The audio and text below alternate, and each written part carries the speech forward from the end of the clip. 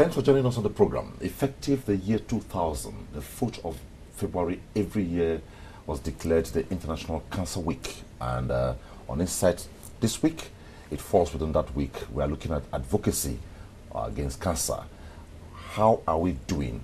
Are we eating right? What therapy are we getting if you're a cancer patient? We know of the chemo, we know of the ozone, we know of the integrative medicine. So on discussion segment and interview segment today, we shall be looking at social advocacy and medical advocacy. So, Cecil, what do you think could be achieved generally about cancer? Well, I think we should find ways other than the very famous chemotherapy to address cancer issues. But very importantly, I like knowing prevention. How can this be prevented so we won't go through all the stress of treatment? So I hope your guest will help us do justice to that. So what are we getting for media review segment? On the media review segment, we can't stop talking about the 2019 election, which is just a couple of days now. I think we're actually counting down by days to the election. Political parties are running up campaigns with very beautiful promises. And what about the electorate? How ready are they to hit the polls on February 16? The electorate will be our focus on the media review segment for today. Mind you, despite if you put in all the sophistry to prepare it to an election, if the people after all or afterwards refuse to turn up on that day, then the elections will not hold. So election is about the people. So I believe you don't want to miss the media review segment today, which looks at the electorate, right? Yeah. Up next on the program is the discussion segment. Stay with us.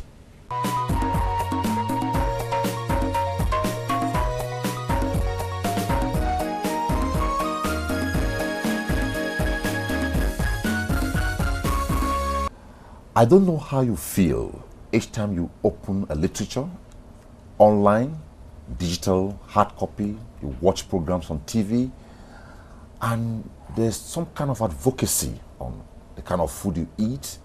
They tell you eat well, eat healthy.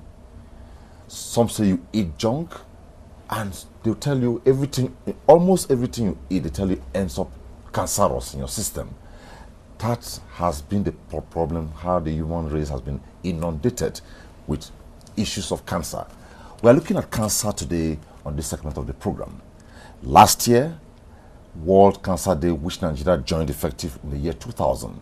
Other NGOs, other groups, other institutions in the country joined subsequently. Some even joined as late as the year 2015. And the 4th of February every year is observed globally as the World Cancer Day, International Cancer Day. Last year's theme was, I can, we can. This year it says, I am and I will. Cancer, that's the advocacy today. You know, they tell you if you eat this, you'll have cancer. Don't eat this. Don't take cold water. Take hot water. Take warm water. All sorts. I have two ladies with me. One of them is a patient navigator with the project Pink Blue, Jamila Abdul. Thanks for joining me on Insight. Thank you so much. I have a 9-year cancer survivor, a Group A cancer survivor, 9 years now.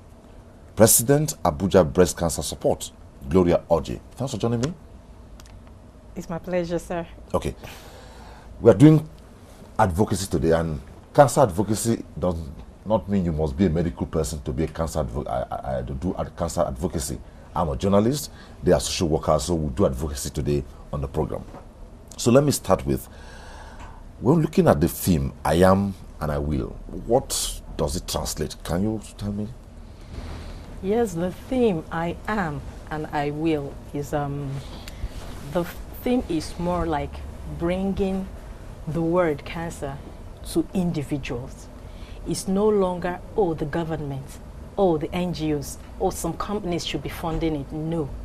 It is now I as an individual, I as a person has a lot to contribute towards eradication of cancer, or if not eradicating it, at least ameliorating the suffering of patients that has cancer.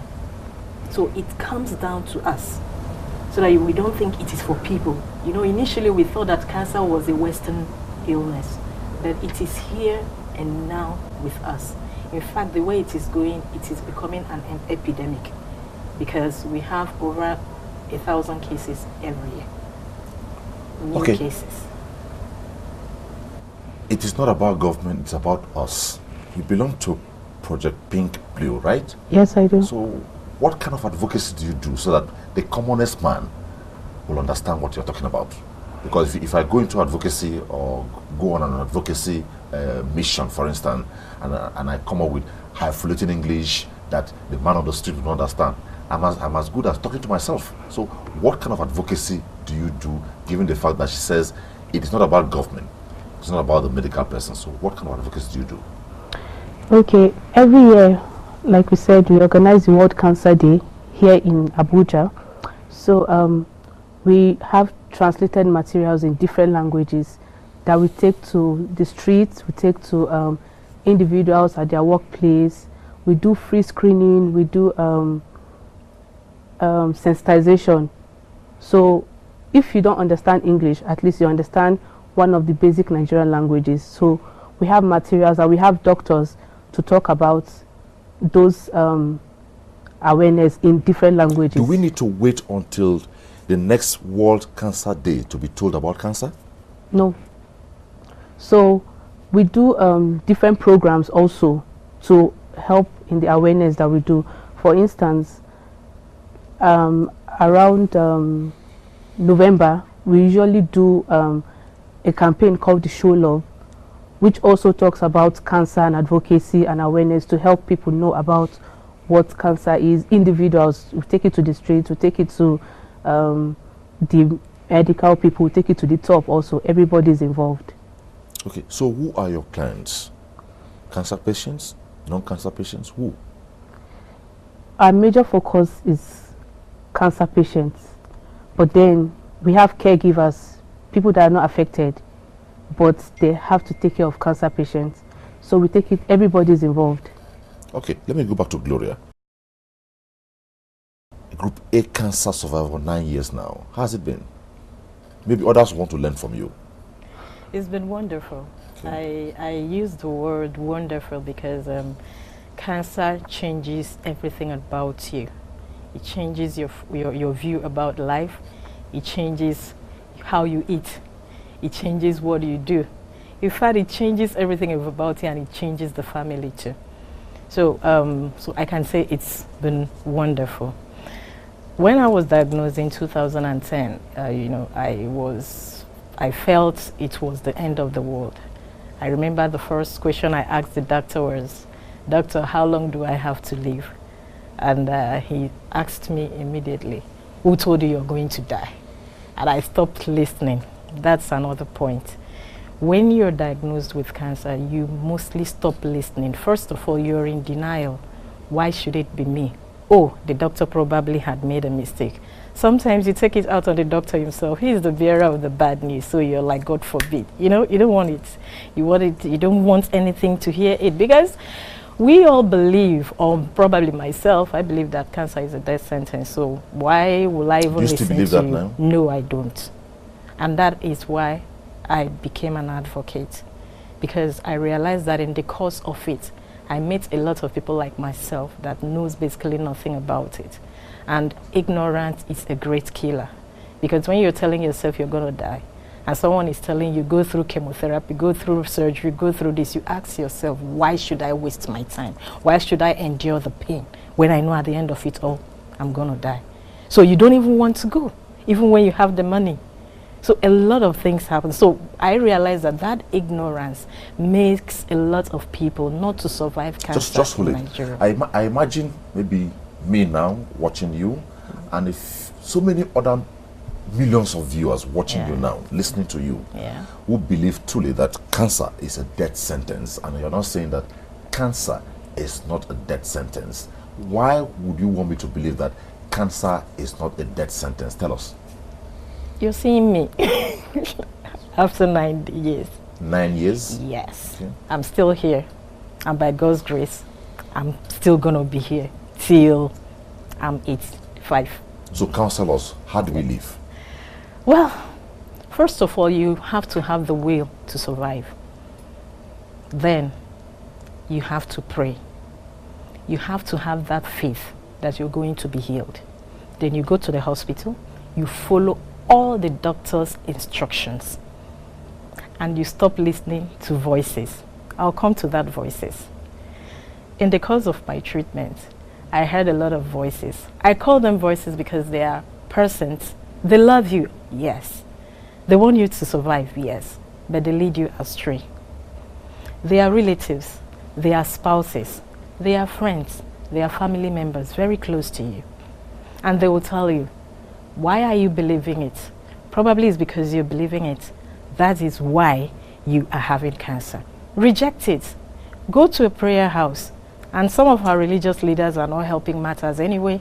They will tell you, oh, you say you have cancer, why did you even accept it? Forget about it, go and fast. And then you fast and you pray. And one thing, you asked us before the program whether cancer is a silent killer or a noisy killer. And I told you that, yes, initially it is very silent. Subsequently, it becomes very noisy because everybody will get to know. So when it's starting and it's at the early stage, you probably would not feel anything. You're not feeling pains. You're not feeling it. You're not feeling anything. You're just your normal self. You go about. 90% of cancer patients are outpatients. So you go to work, you do everything normally. So it's more like a breeding ground for you to be deceived. Because the religious leader that tells you, oh, don't worry, you'll be fine. You fasted 30 days. How are you feeling? I'm good. Go home and sleep. Nothing is wrong with you. You go home and sleep, and the cancer cells continues multiplying. And when it gets to the late stages, that is when it becomes noisy, because practically everybody knows. You can't keep quiet. Have you met people like Gloria Oji on the field who have survived, 9 years survivor? We've met survivors. We have them in the support group. Is that how you met her? Yes, I met her in the support group. Were you surprised? Yeah, my first encounter, I actually cried. I was so emotional because I had not met survivors. I've only met people who were diagnosed at the late stage. So they had things going on. So they had a lot of problems inside them. They couldn't talk because of a lot of stigma around cancer. So when people tell you have cancer, a lot of people get neglected. So they just keep quiet, which is the problem. Keeping quiet is a major problem. Early detection saves life. So when I met her, we talked. I got so emotional, like I'm about to get now. So a lot of people, I met about 5 survivors that day. And then we met people that have just been diagnosed, luckily for them, to early stage. People that was diagnosed late stages, and people that are already going through treatments. From experience, is it possible somebody's case has gone really bad? Is it reversible? Yeah, I have to take the words of my doctors. There is nothing God cannot do. Okay. So well, you just said religious leaders make people not to get healed. Is that correct? They do, because I've had countless encounters with people. And what you hear, most people that present late, what you hear is that I went to one prayer house and they told me not to do anything about it. Let us pray. But your doctor said there is nothing God cannot do. Exactly, okay. I know. But in my own case, there is nothing God cannot do. But that doesn't remove the fact that you should seek your medical treatments. God cures through the doctors. He uses any means. I am a Christian, and a strong one indeed.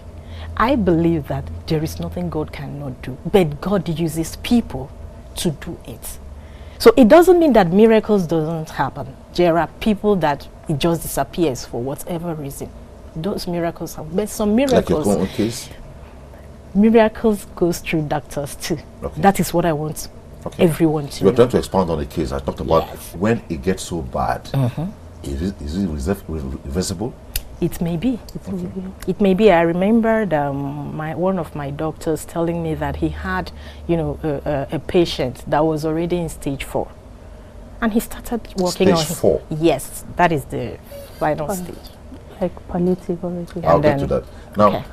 Just to remind the viewers, today we are doing advocacy, and the advocacy is on cancer. My guest on discussion segment on Insight Now, none is a medical person, but by the next segment we are taking on a medical person who will be taking us through what to go through, some of the things we hear now. Some expert by the next segment will tell us what and what to do and what not to do. So I just heard about stage 4. Yeah. So we have stage 1, stage 2, stage 3, stage 4. Can you and break it stage down 4. for us? I leave the two of you. Okay. Stage 1 is when it is just, take for instance, early detection. Okay. It's just noticed, it's still small, it's still localized, you know, in an organ. Take for instance, mine is breast cancer, so that's it. Then it's just there. Then stage 2 is when it has, you know, more like metastasized, that it has spread to parts of the organ. Okay, let me hold there. Stage 3 and 4, let me hear from you. Stage 3 and 4 means it has gone to vital organs. For instance, the liver. Do 3 and 4 are the same? Yeah. Oh, not the same, but almost. Okay. So it has gone to the liver, the heart, the kidney, then or the brain. So that is when it presents late. Sorry, do all cancer cases get to the liver and brain? Because here you have cancer of the blood, cancer of the eye. Cancer is everywhere. Yeah. Eventually it gets as it progresses. Yes. So all kinds of cancer spread through the major organs? The cancer cells consumes its host. Okay. So when it starts small, it's like, oh, nothing is there. But left untreated, it spreads to the whole body. Imagine we are together somewhere speaking to a huge crowd of persons. What are you telling them in terms of cancer advocacy? Talk to us now. If I am Jamila and I'm advocating for cancer patients, it means whenever I see a cancer patient suffering, I am not looking at it as it is their battle or it is the government battle, it is their family's battle. No, I see it as my own battle because every person has the right to live, has the right to good health, good good medical facility, good doctors and all that. So in Nigeria, we hardly come by that. People that care for people that are not family members, people that care for doctors that, yes, doctors like profession is to save life first of all, but then a lot of people get so much pressure from patients, from different angles, so they don't give, some of them don't give that particular attention to such patients. So that is what we're advocating for. Okay. That is what I am advocating for. Okay. Good medical system, good facility and all that. So have you taken it to any government institution before now? Of You course. achieve results? Definitely a lot of this. We are progressing, but there's still a lot more to be done. Okay, let me go to Gloria. So talk to us. Yeah, we've gone a long way. We went to the National Assembly for advocacy, and I remembered Senator Mao Ohuabunwa, he proposed a bill on National Center for Cancer Research and Treatment, and that bill was signed into law last year, but it has not been established, which is one of the things that bothers me a lot. You know, you go through rigorous paperwork, and at the end of it all, to see the implementation becomes a problem, because cancer needs to be funded independently. It can't just exist under Federal Ministry of Health, whereby you have other diseases, kinds of diseases, still seeking for the attention of the minister.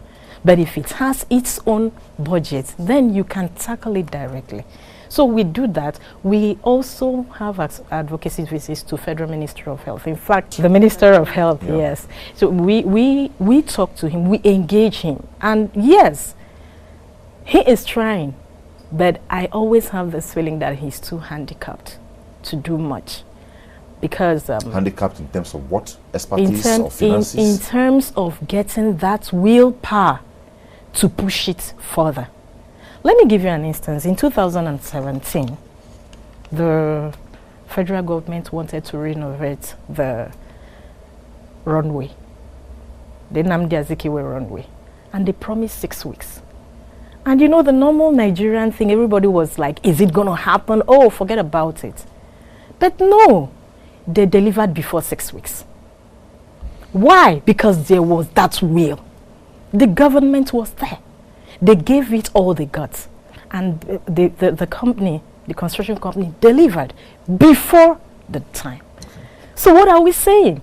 So when the minister comes and tells you, yes, we'll do this, yes, I can see it, but can he take it to the next level? That is the problem. Okay, hold it there. Well, she just talked about the fact that she has observed that the minister wants to do a lot, but he's limited.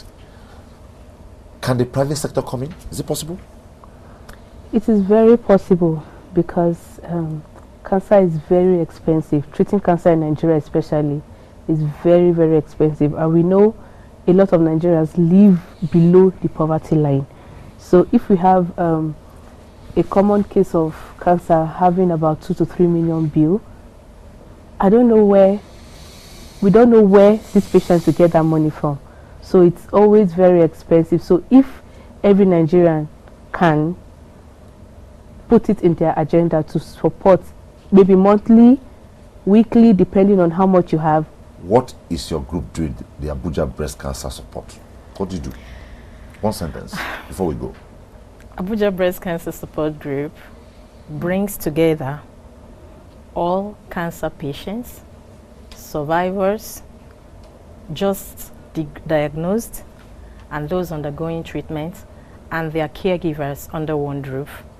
And we discuss on the way forward on how to make things better for the patients, not just us, but Nigeria as a whole. Okay. Thank you very much. Okay. Jamila Abdul, Patient Navigator, Project Pink Blue. It was nice talking with you on Inside. My pleasure, sir. And also Gloria Orji, President Abuja Breast Cancer Support. I must say, I'm meeting, you're about the third cancer survivor I've met, and you have done it for nine years. It was nice talking with you on Inside. Thank you. I appreciate that you having me. Today on Inside, we're doing advocacy on cancer. Up next on the program is the interview segment, and we are going to have this time an expert who is also into cancer treatment and he is known globally. Let's stand by for the next segment, which is the interview segment. Stay with us.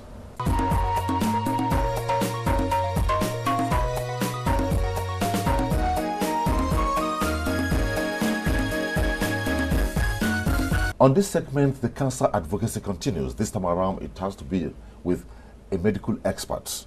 But before then, the focus will be after cancer screening. What next? Let me take a few cues from this literature. Bottom line, we should strive to make our body cancer-proof. Prevention. Fight your cancer battle the non-toxic way. Integrative medicine. Your screening test is positive. What does it really mean? Your screening test against cancer is negative. Is this a relief? Your screening test is indeterminate. Is this a trick on me? My guest to take a look at after cancer screening, what next, is Dr. John Tor-Agbidiye. He is a neurotoxicologist and co-founder of In-Country Medicare, especially Center for Integrative Medicine. It is called Functional Medicine. He's a frontier and national coordinator for medical ozone therapy in Nigeria, and he has received his education in Nigeria as well as in the United States of America, where he worked for over 25 years before returning back to the country to do what he knows best, cancer issues generally. Thanks for joining me on Insight. Thanks, Omine. It is really nice to see you after such a long time. Okay, before we go into the focus, which is after cancer screening, what next? There are 4 points you want to highlight. Can we have that? Yes. Cancer is actually a multifactorial, multi-systemic, failure of the body. That is to tell you that it is a convoluted, very complex disease. So we don't have to look at, we should not, unlike the mistake we made in the past, we had looked at cancer as if it is an infectious disease. You can just go in there, for example, knock it up with a single treatment with antibiotics, for example, in case of bacteria, or any other of these targeted treatments. But with cancer, it is not like that. It is it's very complex. And of recent, we've gained better understanding of what this multi-complexity, multifactorial system failure, means. Take, for example, in the past, you would ask a health professional, what causes cancer? They said, no, we don't know what causes cancer. No, sir, we've gained a better understanding, at least the high-risk factors. Another myth I want to demystify is they will come out categorically to say that cancer is a genetic disease. No, cancer has been proven. If you look at the genomic studies that they've done for over years, where the whole entire genome system of the body has been mapped, they did those studies. They've come out conclusively that cancer is not a genetic, disease.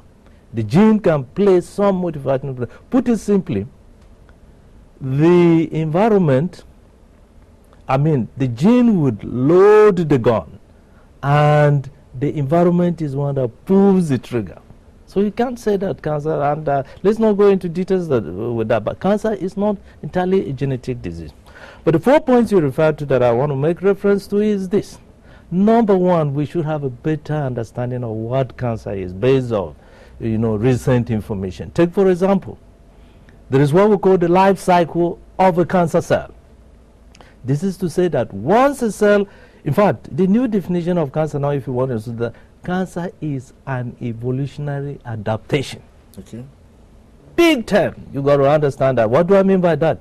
Evolutionary adaptation means that, you had the normal cells. They were living a normal life, performing their functions. However, the environment now changes. So those, the cancer cells have to adapt to that environment. And what do I mean by the change of environment? Normally, our body is very clean. We are not acidic. The pH of the body, normally where the cell will function best, is about 7.4. But when the environment, the environment changes, the body environment changes, the body becomes more acid as a result of accumulation of toxins in our body. You have exacerbated inflammation. These are things that have not been known to be associated with any form of, disease at all, including, cancer. So that is number one. We have to gain a better understanding of, cancer. The number two thing is this. What NGOs like Project Pink are doing very well is that of advocacy. You got to tell people, educate people. And what do you mean by advocacy? Advocacy is just educating people so that they can, know what cancer is about, and then take some preventive measures through screening. Now, there is this popular saying that the best answer to cancer is what? Prevention. If you cannot prevent, early detection is, very important. So the next point after advocacy. So having known this, then what do you do? Like we're going to be discussing in a little bit of a detail. After the screening, which is part of advocacy, what do you do next? You screen and then you find a patient that he is cancer patient, positive, or he is negative, or intermediate, as you earlier mentioned. What do you do? It is really very important for us to know that. Then the fourth point is that there are alternative methods. Apart from the traditional ones that we had known over years. President Nixon declared war against cancer in what? Over 50 years ago. Precisely in 1971. That there should be war against, and his hope was that within 10 years, cancer would be, the war would be conquered. After 50 years, have we conquered the war? No. Because our approach was not really right. Okay, let me hold you there. Yes. Now, you have said... Four. You have done the four now? Yes. Okay, fine. Let's proceed, which is very important, and I'm also very happy. You have said that there are alternative means of treating, checking, whatever, for cancer. We are so used to the regular one. Give us the alternative now. Well...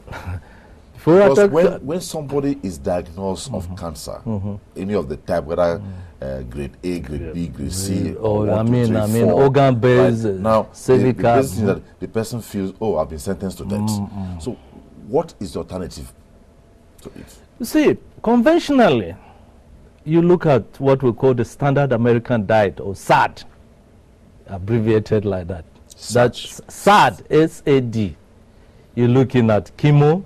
You're looking at radiation therapy, and you're looking at surgery. These have been the prominent ones. That once somebody has cancer, then you look at this. Okay, we knock it down with chemo, or we do radiation therapy, or if it is organ based, let's go ahead and remove the organ. But there are new ways. In fact, so many. In fact, if you go into integrative medicine, that is the trend now, especially in handling advanced cancer cases. You talk about stage 3, stage 4, stage 5, stage 6. And it is based mainly on simple principles, although it is multifactorial approach. But these things should be done in synergy. Yeah, can we have them? The first thing you got to do to the body is good and effective detoxification. As I told you, you get any form of disease as a result of accumulation of toxins in the body. So you got to remove those toxins from the body, and it's heavy detoxification. You remove that. Then after you do that, you know that the immune system is the #1 fighter of all diseases.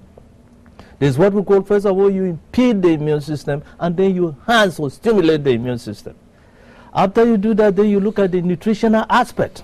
Just like the survivor, Mrs. said in her earlier speech, you know, it changes your lifestyle. You look at it changing the lifestyle of the cancer patient, including her or his own diet, because most of these diets are the basis for accumulation of, you know, acidity, especially things like red meat and then this. So we emphasize that there is a special cancer diet that cancer patients should be on. People talk about ketogenic diets and then things like that, but you remember, you go on raw diets, which is most important, fruits and vegetables. You take a lot of those. The basis here is to convert your body back to where it was before. Remember, in disease state, the body is acidic. So you try to build up the alkalinity of the body so that the cells will be in the normal form of the environment. Imagine a patient who is full-blown, who has this stage 4, watching you now, you're saying this. Could it be reversed? Well, you see, the question of reversal... Yes, for instance, somebody's diagnosed of cancer, it has reached stage 4, which you call, how do you call it? Stage 4, because the cancer has metastasized to the various organs of the body. So if I apply the approach you're talking about, it is not as simple as that, Omini. It involves a lot. Remember, there are a whole list of things that has to be done synergistically. Okay. Detoxification is, #1. There is what we call cell membrane stabilization. And then you try to, you boost the immune system. All this you are trying to help deviate from the traditional way of doing things. Most of the cancer therapies earlier, with all due respect, was aimed at killing the cancer cells alone. Chemo kills cancer cells, there is no doubt about that. But what about the side effect? And here again, don't quote me wrong. I'm not condemning chemo, but I'm saying there are other integrative modalities that can be used along with the chemo, and you will achieve even better results. Okay. The treatment with chemo will even be more potent while you're using smaller doses. So there are so many things that you can do that I'm not sure that this forum really makes provision for me to start going through the ways of treating cancer. That one, if you want to come, we have a center that has been approved, but you can come to us. Are you working in sync with any government agency to do this? Well, we've just started, but we've been really motivated.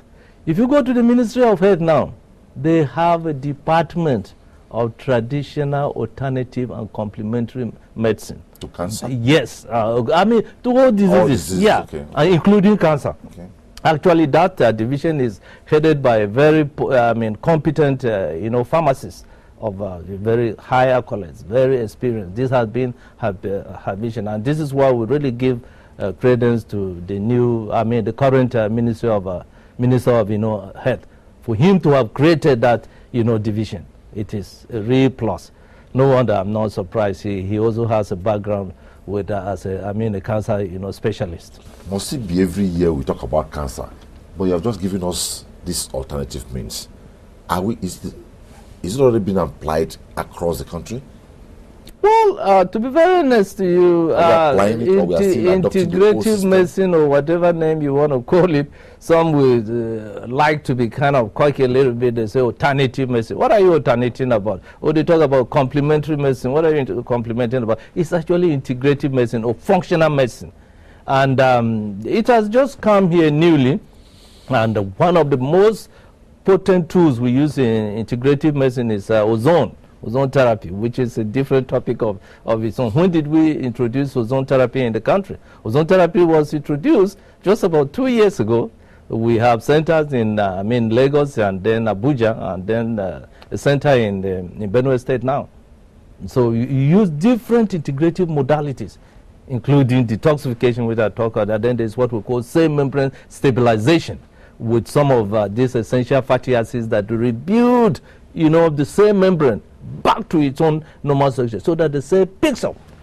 Then you're cleaning and doing so many other things, giving nutrients to boost the immune system. The immune system is the #1 fighter of all diseases. So once you bring back the immune system to its own functional status, you start fighting the disease, including cancer. When you bring new approaches like this, it sounds so easy, so sweet. Is it affordable? Well, affordability is very key here. Affordability, yeah, but you just have to just be realistic. Because if a cancer patient, for instance, is diagnosed and chemotherapy, which you say is still good, but it needs to be integrated with other approaches, finds it cheaper. He or she will to go for that. So this new integrative medicine against cancer, is it affordable? Yeah, let me correct that, but the health workers or the oncologists precisely will tell you the cost of, chemotherapy. It costs a lot. You're talking about millions. So the current one? The current one, to be very honest to you, if you were to compare it, it is less than chemotherapy, but it has to be done multiple. Let me also emphasize on this. Treatment of cancer is not a 1-week show. It's not a 2-month show. It's not a 6-month show. Effective treatment where you want to go in stages of being cancer, there are 2 terms, cancer-free and cancer-proof.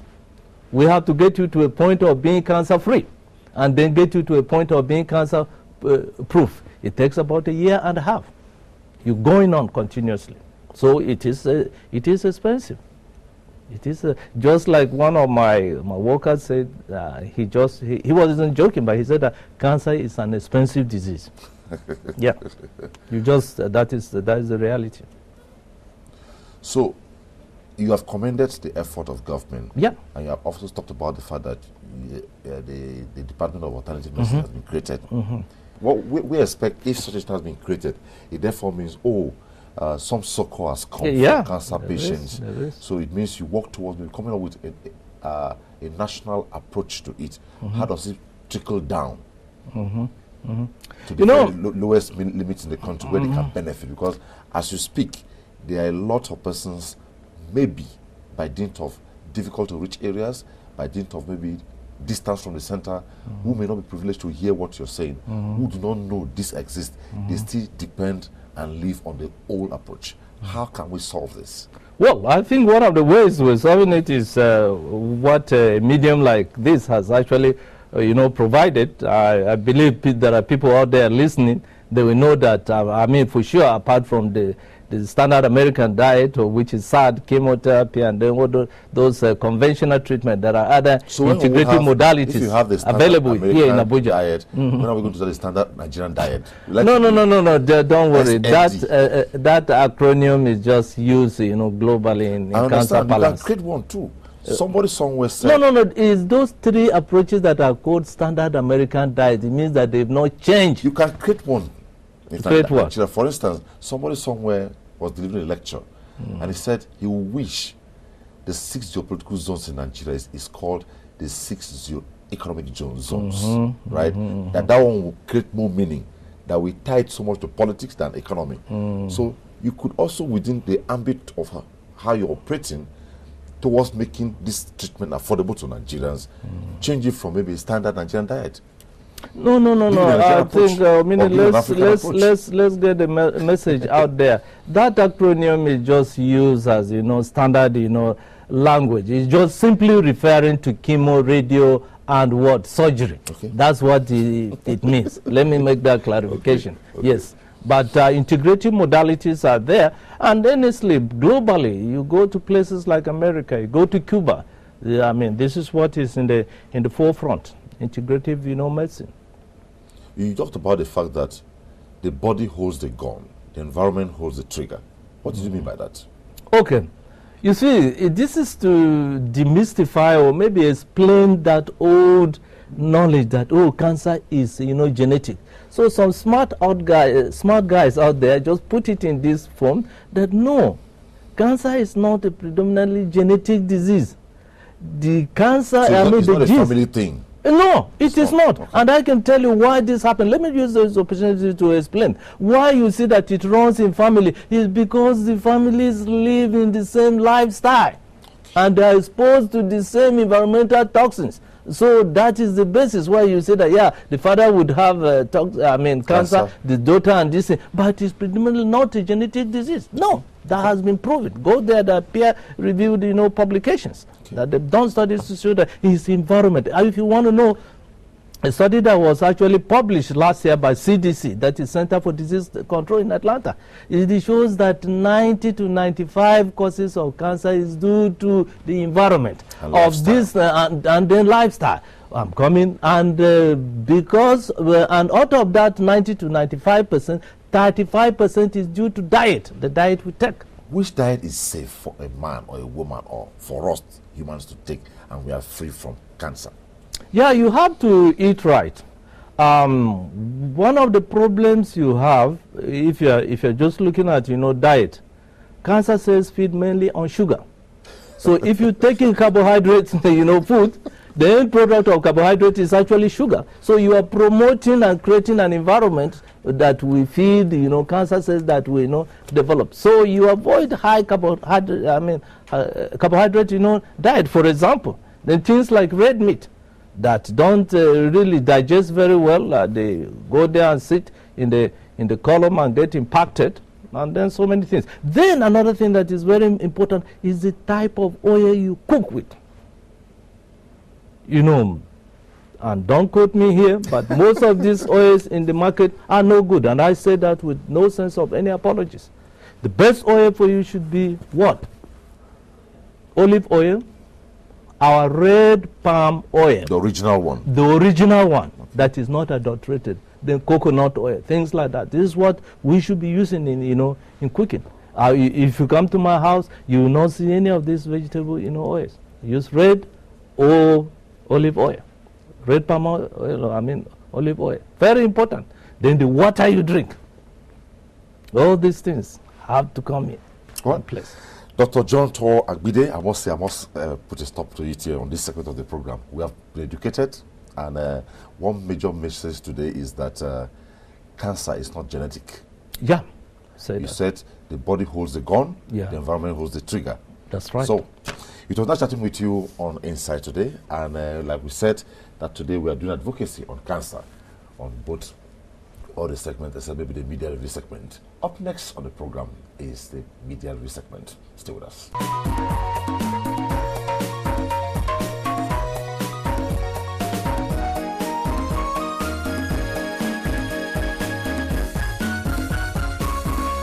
Welcome to the media review segment of Insight. With just days before Nigerians go to the polls to decide if the APC scorecard, the PDP's promises, or any of the other political parties should be handed over the mantle of leadership to lead Nigeria for the next 4 years. While the Independent National Electoral Commission, INEC, the electoral umpires, say they are ready, all T's have been crossed and I's dotted. But the electorate, you, the public, are you ready for the elections in February? Well, we have NTA's INEC correspondent, Mia Ogidi, with us to help us talk about these and others. You're welcome, Mia. Thank you for having me once again. I was just saying thank you for coming again. I knew I was going to bring you back on, and hopefully, while this is the election season, you might see your face a little more frequent on this program. Yeah. Now, let's start from the very worrying fact many Nigerians have been talking about, the collection of their PVCs. Mm-hmm. Many, INEC says the PVCs are all ready for collections. Nigerians say they go to the polls, but their names are not there. They can't collect their PVCs. They have been told to come back later. What's the stance right now as regards collections of PVCs? Okay, in the 2015 elections, about over 69 million voters participated. Okay. So after the elections, the continuous voters registration exercise started. So from 2015 to August 2018, last year, about 14.5 million new voters were registered. And from August till now, they have been printing the cards and distribution started. But the problem some people are having at the point of collection of the PVCs is that they can't find their PVCs, but their names are in the voters register. So I had one-on-one with the INEC chairman, and I asked him what would be the fate of some of the voters whose PVCs are not ready. And he told me that they have another plan, that they have set up printing machines at the points of collection. If your name is on the voters register and the card is not ready, it will be printed immediately. But if your name is not on the voters register, yeah, maybe you have to wait till after the elections, because the collection will end on Friday, 8th of February 2019. It's suspension, not stop per se, suspension, because after the elections, the collection will start again. They are not distributing. That is why some people are finding it very difficult to collect their PVCs. Okay, sorry. You said they are not distributing. They don't distribute the PVCs. They only people come for collection. Yeah. There's a difference between collection and distribution. Distribution means, for instance, I can send someone on behalf of me to go and get the PVC. That is collection by proxy. Yes. So they are not distributing PVCs. See, for instance, you have PVC in Abuja here, and you have probably you take a trip to London.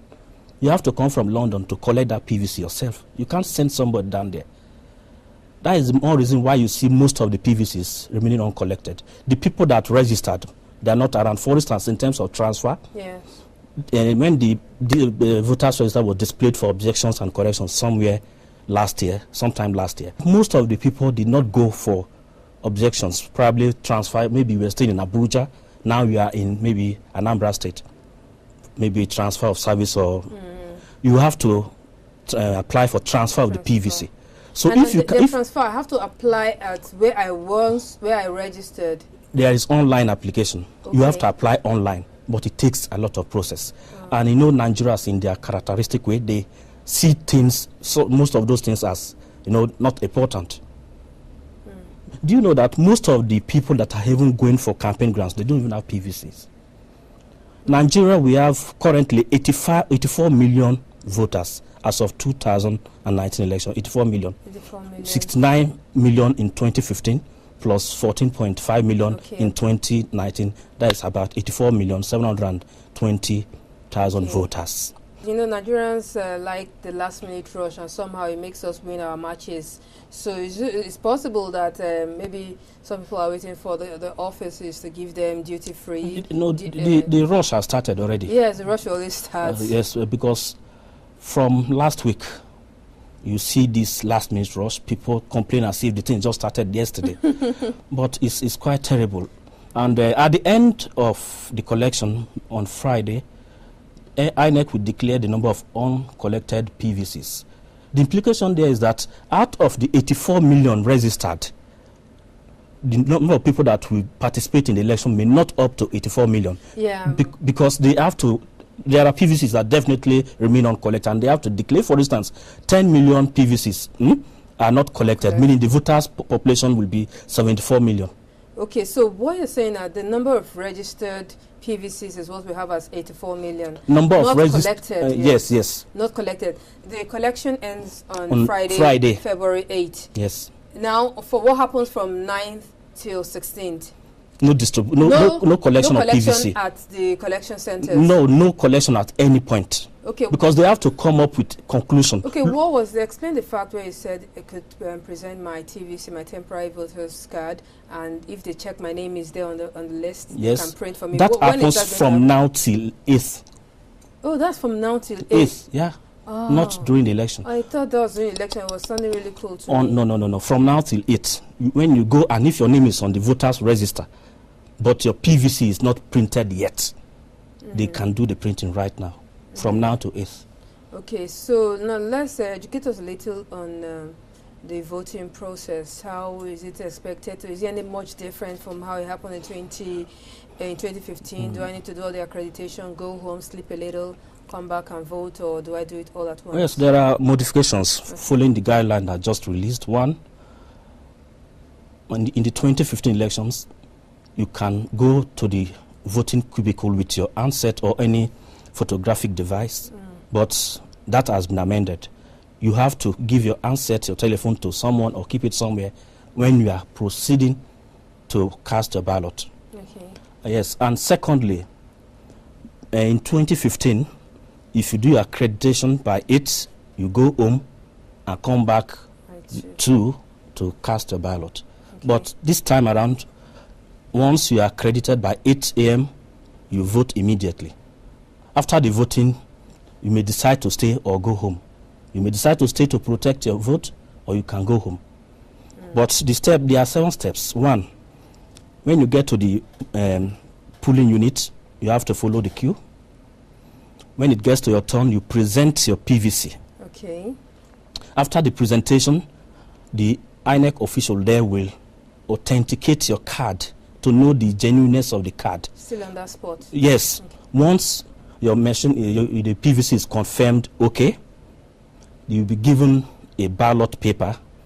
The INEC official will sign stamp with date at the back of your ballot. Then you'll be given ink to stain your finger, thumbprint, and then you proceed to the cubicle to cast your vote. That's a print against, stamp against any party of your choice. Okay. Then you move to the ballot box to drop. But before you drop the ballot, you have to fold it. Yeah, that is the difference. I need to understand previously, in 2015, that is when you probably even display your ballot to the audience to see who you voted and all that. This time around, from the cubicle, once you print, you fold it. Yeah, isn't the ink going to stain the other part on the other party? Then I would have ended up voting for like 3 parties. I mean, if the ink is not dried and I fold it, if I had voted for ZYP, I fold it, it might just stain XYT. No, the ballot this time, the way the ballot is prepared, you can't stain because you have to fold it backwards, so only the white side will be folding. Okay. So you drop it at the ballot box. Into the box. Then you move to either stay to protect your vote or not. But for the blind, the physically challenged, they have their own line, and pregnant women, they have their own line. If you are a blind person, the question of where to thumbprint will be a problem. So in that case, you have to come with someone you trust so much to help you thumbprint. Okay. But there are people, there are blind people that know how to read and write. There is special ballot for them. Okay. Yes, there is special ballot for people that can read and write, like the blind. Okay. And for the people living with albinism, they have magnified glasses because they complain that they can't see that much during the day. So they have magnified glasses for them. What happens to our brothers from the diaspora who would like to vote very, very briefly? Diaspora voting has not been allowed constitutionally for now. So they have to just give their moral support for now. Okay, they should give their moral support for now. All right, thank you very much, Mayor Ogidi, INEC correspondent of the NTA. You've educated us a lot, and we hope to bring you back on as the election continues to keep giving us updates as it unfolds. We've been talking election and what you, the electorate, need to know as you go on to cast your votes. The program is still Insight. In a moment, I'll be back on with Omini.